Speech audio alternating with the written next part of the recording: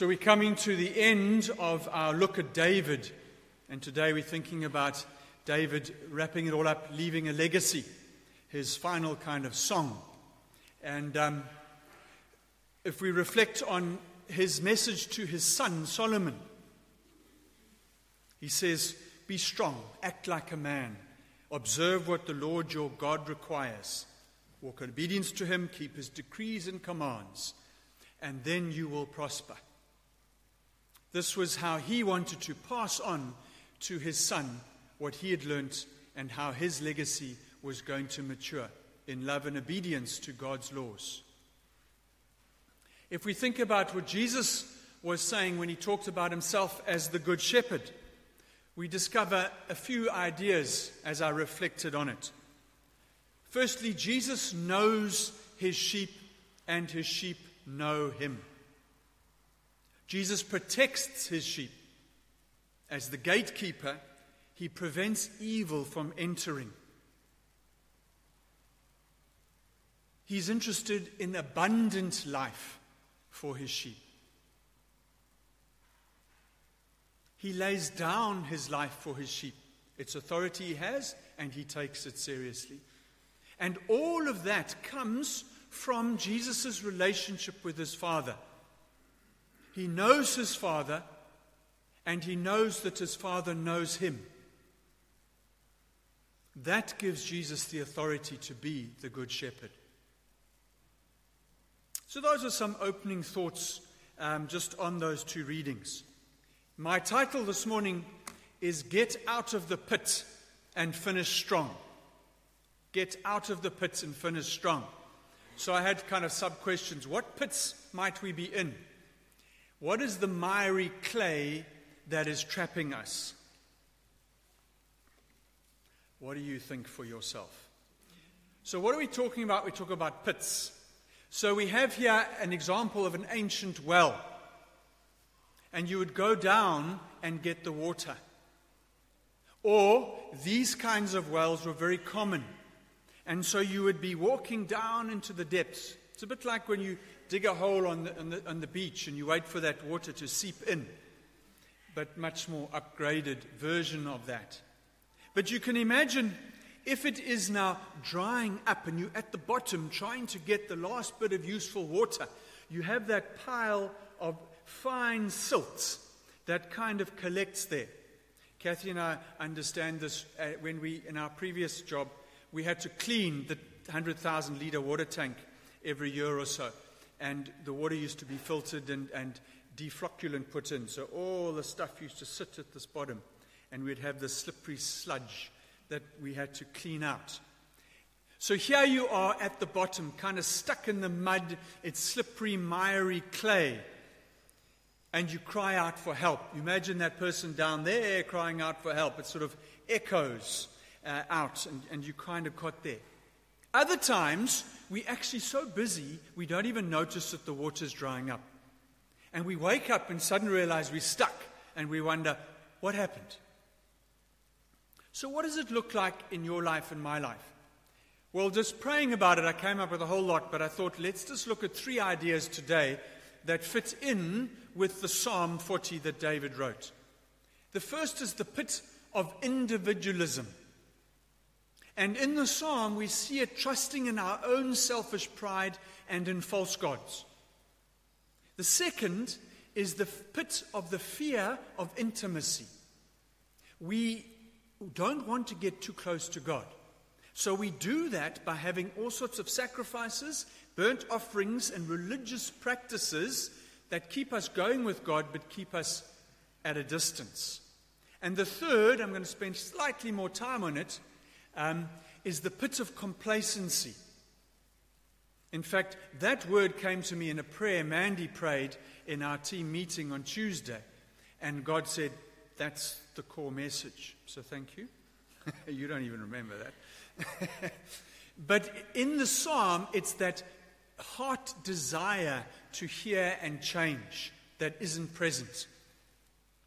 So let's look at that first one. The pit of individualism. In many ways, this is not our fault. It's the fault of our culture today. It's the problem of our society. It's the stuckness of our culture rather than our own deliberate making. But very often we cooperate fully with it. You see, life is a team game, friends. And we live under the illusion that as an individual, we have big rights and freedom to express ourselves. When we overemphasize that, what we discover is we lose the game. Our pride suggests we can do it alone. And modern society supports that. It says that's the best way. So what do? We create false gods of success and of status, thinking they are what it's all about. Both of these are false because ultimately they create high standards that have no meaning. True meaning for us as individuals is found in community. In community, we discover our true worth. In community, we discover our freedom. When we gather at funerals, it's about who the person was in community. That really matters in life. Think about our gospel message and metaphor for a moment about the sheep and the shepherd. If we are a single sheep doing our own single sheep thing, not dependent and part of the flock and in relationship with the shepherd, we may feel intense freedom. We may do whatever the single sheep wants to do. But it's the foolishness of individualism. You cannot survive as a single sheep. You will not thrive as a single sheep. You need the protection of the flock and the shepherd to guide you to those green pastures, to the streams of new life. If you lose the rest of the flock, then you are now open game to whatever dangers may lurk out there. You see, our Christian faith is a community celebration, a community adventure, a community sharing. David expressed that so often. In the psalm, he talks about the great assembly. And we've heard about how he danced in the great assembly in ways that embarrassed those around him, but that was his joy and his celebration.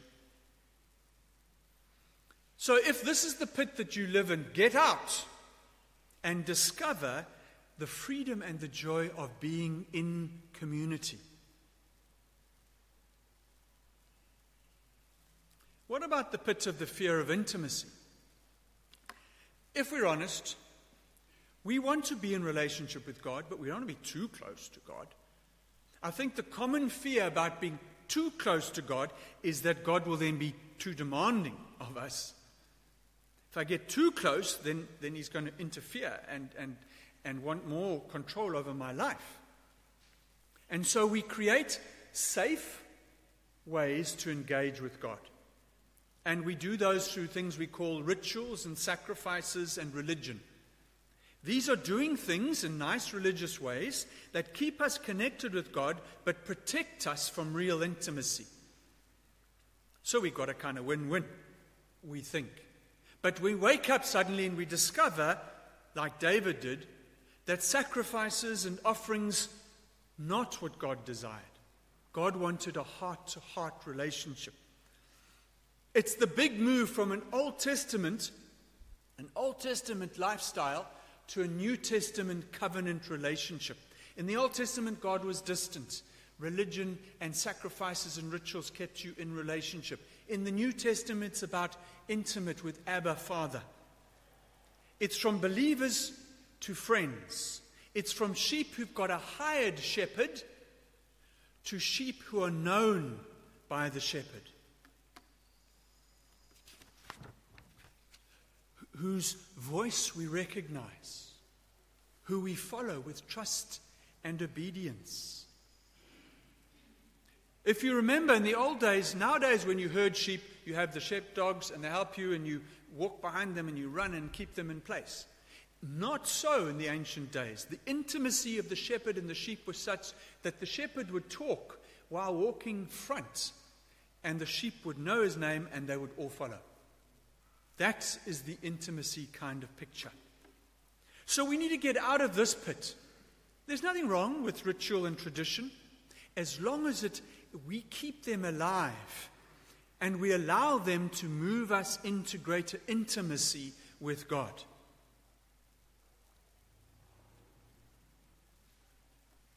What about the third pit? The pit of complacency. This is the one I said I want to spend a little bit more time on. Complacency, we could define it as that kind of calm satisfaction with our own abilities or the situation that prevents us from trying a little bit harder. I'm fine, it's all in a good place, etc. In our Christian journey as disciples, we could argue that complacency is the inability we have, the lack of motivation to bring about a desired change. It prevents us from walking into the fullness of our destiny. I'm fine, I feel I'm saved, I'm in a good place in my journey, but I'm not answering the question, the invitation, follow me. Follow me. It requires us to get up and go. Some have suggested this is the greatest danger for modern Christians, complacency. We need to be content. That's a different thing. Contentment should be sought after, but not complacency. Contentment is that kind of resting trustfulness that no matter what happens, you can be satisfied in Jesus. It's that peace that settles on our heart, that even if the world is in turmoil and everything else is going pear-shaped around us, bad things are happening, we are at peace in Christ. That's contentment. Complacency means that in those situations, you're trusting in your own ability. Well, I've got my retirement package set up. I've looked after myself in this way. I've protected and I'm trusting in myself.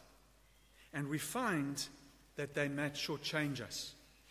So complacency is dangerous for Christians because basically it means we're not growing. And if we're not growing as Christians, the Bible makes it clear we're either journeying with God or we're slipping back into the mud on that clay surface. What we have in sort of Christian speak, backsliding. You're either climbing out or you're slipping back. You're either moving forward or you're stuck.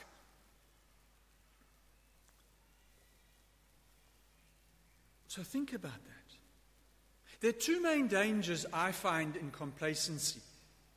We live firstly off our past victories, or we live on others' successes, others' relationship with God. What does that mean? All of us at some point in time can probably reflect back on a special moment. It may have been our moment of conversion. It may have been, as I've been reading that wonderful book, which is now published, so buy your copy, The Life Song. How the Alpha Course has been for so many of us here a pivotal moment in our journey.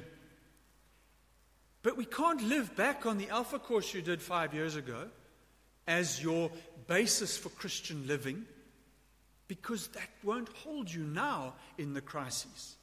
We need to be looking ahead to the new victories, to the new opportunities for growing with Christ, the new battles God wants to win with us. Or we rest on others' testimonies, others' stories. We've had over the last few months fantastic stories of people who come up and told us how God has done these dramatic things in their lives. And we live second hand off what's been going on in their life. And so we kind of feed off others' successes and victories. Those are not healthy places to be, but there are places of complacency. So how do we get out the pits of complacency? Well, it's not as easy as we think, because it's about waiting patiently. That's how our psalm starts. I waited patiently for the Lord, and he turned to me and heard my cry. He lifted me out of that slimy pit, the mud and the mire, set my feet on a rock, and gave me a firm place to stand. He put a new song, new life, new energy. My life song was fresh, a hymn of praise to our God. Waited patiently. That appears to be the wrong way to go about it. But is it? It's not just a waiting without anything happening. It's an intent. It's an intentionally waiting. It's an active waiting for God. Why? Because if you've now climbed yourself out of the pit, you're on your own trip of individualism. You're back on your own, and you can find God is not with you. You need to wait patiently for the Lord, intentionally. Then when the Lord appears, you know He's there. Or when the Lord speaks, you are ready to listen. This is the active waiting that the psalmist is talking about. David is encouraging us to have. So that when God arrives or speaks and says, now's the time to walk out, we are able to with Him. Then we will find that our feet are on the rock and we can journey forward. Our heart and our mind need to be in the right place. And very often it takes that patient waiting for it to happen. How did that look for Jesus? As He's given this whole wonderful image of Himself as the Good Shepherd, He says, it's not about me. It's about my relationship with the Father. I can lay my life down and take it up again under the Father's authority. I can choose to be patient until I know is the time to get up and to move forward. His relationship with His Father allowed Him to wait patiently in order to pick up, to lay down His life in order to pick it up and move it forward with God and in God's will for Jesus' life. So often we miss God's purpose because we haven't been waiting patiently. So there's this kind of flip thing. Yes, we're going to pray just now. I want to be a living sacrifice. I want to surrender. I want to say, yes, Lord. But is that heart desire truly there? As David said in verse 8, I desire to do your will, my God. I want your will written on my heart. We develop that in that waiting patiently. So look at what he says. He lifted me out of that slimy pit, out of the mud and mire, set my feet on the rock, gave me a firm place to stand. Who's doing it all? God. Then He put a new song, new energy, new life, new passion inside me, a new hymn of praise. Others now can see that, and as a result, they'll trust. My song speaks testimony, speaks life to others. Blessed is he who trusts in the Lord. You see, it's all about trust. Waiting patiently is about trust. And it's about who do you really trust? Do you trust in your individualism? Do you trust in the rituals you put in place? Or do you trust in a heart relationship with God? How much do we trust God? The more we trust, the more abundant is our life. The more the sheep trust the shepherd, the more abundant pastures and living is theirs. Jesus said, I have come that they may have abundant life and have it to the full. So as I wrapped up, I thought, what are some things we can maybe take away? And I came across a couple of really nice little quotes. Corrie ten Boom, those of you who know her, know the amazing saint that she was. Never be afraid to trust an unknown future to a known God. This is the intimacy, a known God. We can trust the future. We can finish strong because we know who we're finishing with. Secondly, don't ask God to guide your steps if you're not willing to move your feet. But don't move your feet until you've heard God saying, now's the time to move. We know Proverbs 3, trust in the Lord with all your heart. Lean not on your own understanding. Seek His will and do what He shows you to do. That's that patient waiting. That's that attentiveness and that trust that is so important. David discovered it through his life the hard way many times. We used in our prayer of confession this morning that section of Psalm 51 where he just cries out, forgive me. And just how relevant was that as we prayed it today? Such a powerful words of David written so long ago when he messed up big time and badly. What way are we going to discover it? So many of us sitting here, and I know I've got to know some of you, your testimonies include where you fell into the pit because of your own doing in one way or another, because you didn't wake up and see anything. And then in the middle of the pit, you tried to survive on your own and only dug a bigger hole. And eventually God showed up and helped you out when it could have been a whole lot better. What way are you going to choose to live? And so as I wrap up, Philip Yancey, many of you know and have read some of his stuff, excellent writer.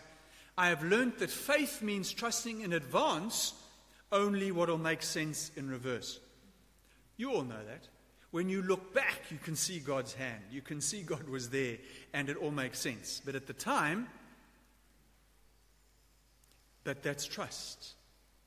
Faith, John Stott, the great Anglican theologian, is a reasoning trust. A trust which reckons thoughtfully and confidently upon the trustworthiness of God. It's a vision of the heart. It sees God in the dark as well as in the day. So if David had to finish strong and leave a legacy as he did for his son Solomon, he learned it the hard way, and we need to learn it the hard way many times. But the key is in his psalm is to wait patiently, to watch outful for that individualism that can keep us trapped, to be careful of the fear of intimacy and trusting in rituals and religion, but rather to seek to know God's desire. We discover that by trustful, patient waiting. So when God speaks, we are able to hear because we've become quiet. That when God says move, we are ready to move because we've stopped running and can now walk in line with Him. Then we will finish strong and leave the kind of legacy that we are destined to leave. Amen.